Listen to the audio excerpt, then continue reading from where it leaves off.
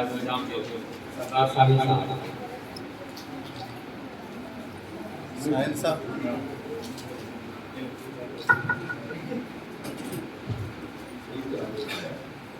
اس session کے صدور professor نثار احمد صاحب اور پروفیسر امین اللہ صاحب اور تمام مقالہ نگار اور سامعین حضرات، السلام علیکم ورحمۃ اللہ وبرکاتہ۔ میرے مقالے کا عنوان ہے خوشبو کا سفر کے ادارے۔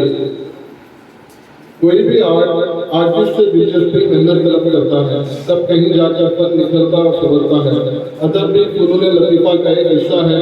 شاعری ہو یا نثر کا تعلق فنکار کی ذہانت اور تخلیقی صلاحیتوں پر مبنی ہوتا ہے۔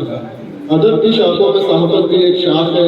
صحافت عربی زبان کا لفظ ہے جو صحف سے ماخوذ ہے، جس کے لفظی معنی کتاب یا رسالے کے ہیں، یعنی وہ تحریری مواد جو اپنے مقررہ وقت میں شائع ہوتا ہے، جرنلزم یا صحافت کہلاتا ہے۔ میں جس رسالے کے متعلق لکھ رہا ہوں وہ حیدرآباد کا ایک ایسا رسالہ ہے جو پابندی سے شائع ہوتا آ رہا ہے۔ اس کا نام ماہنامہ خوشبو کا سفر ہے۔ اس کے مدیر اعلیٰ کہنا مشق استاد شاعر ادیب نقاد صحافی صلاح الدین ایار ہیں۔